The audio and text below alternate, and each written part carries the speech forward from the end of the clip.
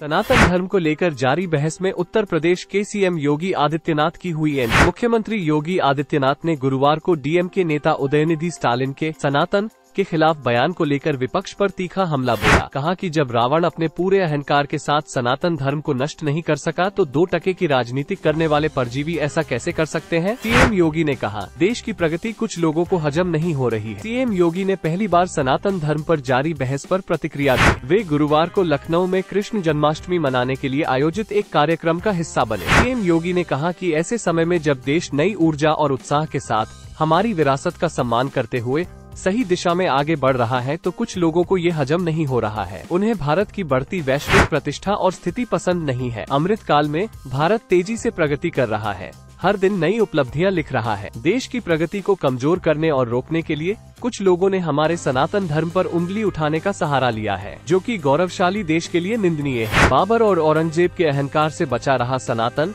CM योगी ने कहा कि सनातन, जो रावण के साथ साथ मुगल सम्राट बाबर और औरंगजेब के अहंकार से भी बचा रहा, उसे उन लोगों से कोई नुकसान नहीं होगा जो खुले तौर पर इसे नष्ट करने की बात कर रहे हैं। सीएम योगी ने कहा कि हमारी सनातन संस्कृति पर उंगली उठाने की कोशिश की जा रही है, हमारी विरासत का अपमान करने की कोशिश की जा रही है, लेकिन वे भूल गए कि जिस सनातन को रावण अपने सारे अहंकार के बावजूद नष्ट नहीं कर सका और जो बाबर और औरंगजेब के अत्याचारों के सामने भी बेदाग निकला, उसे कभी खत्म नहीं किया जा सकता। ये राजनीति परजीवियों को मिटा सकती है। सीएम योगी ने कहा कि ऐसे समय में जब हमारा देश वसुधैव कुटुम्बकम की भावना के साथ G20 शिखर सम्मेलन में विश्व नेताओं की मेजबानी कर रहा है, ये दुर्भाग्यपूर्ण है कि कुछ स्वार्थी लोग सनातन धर्म को खत्म करने की बात कर रहे हैं। देश के पीएम ने दिया था आक्रामक तरीके से मुकाबला करने का मंत्र। इससे पहले बुधवार को प्रधानमंत्री नरेंद्र मोदी ने केंद्रीय मंत्रिपरिषद की बैठक की अध्यक्षता करते हुए उदयनिधि स्टालिन के सनातन धर्म पर हमले का आक्रामक तरीके से मुकाबला करने को कहा। उदयनिधि के बयान पर लोगों में गुस्सा है। भाजपा नेताओं और संतों ने मांग की कि वह अपने शब्द वापस ले और माफी मांगे। भाजपा ने द्रमुक नेता के बयान को विपक्षी गुट इंडिया से जोड़ते हुए कहा कि उनके शब्द केवल गठबंधन की बहुसंख्यक विरोधी मानसिकता दर्शाते हैं।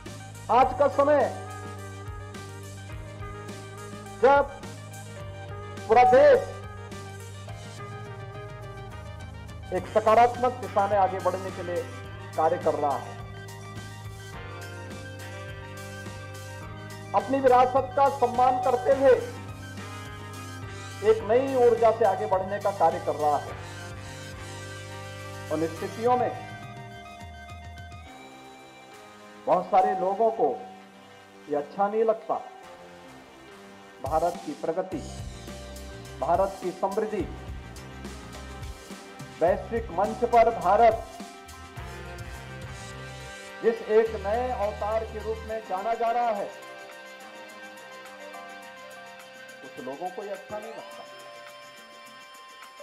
जहां पूरा देश आज गौरव की अनुभूति कर रहा है कि आजादी के अमृत महोत्सव के बाद अमृत काल में नई उपलब्धियों के साथ भारत दुनिया के अंदर जाना जा रहा है, तब इन उपलब्धियों को कहीं न कहीं कमजोर करने के लिए उनके द्वारा भारतीयता, भारत की सनातन परंपरा पर उंगली उठाने का प्रयास हो रहा है, विरासत को अपमानित करने का प्रयास हो रहा है, विरासत के प्रति